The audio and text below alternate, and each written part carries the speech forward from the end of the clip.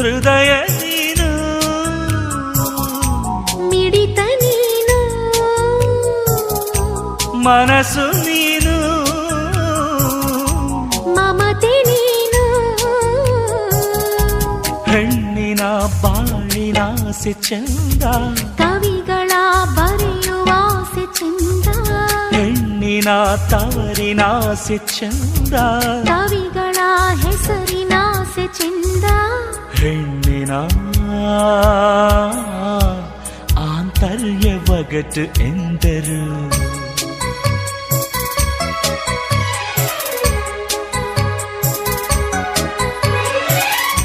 ಪ್ರಿಯತಮ ಕವಿ ಬಿಡಿಸೋ ಒಗಟೇ ಚಂದ ಹೆಣ್ಣಿನ ಸವಿ ಮಾತು ಚಂದ ಎಂದರು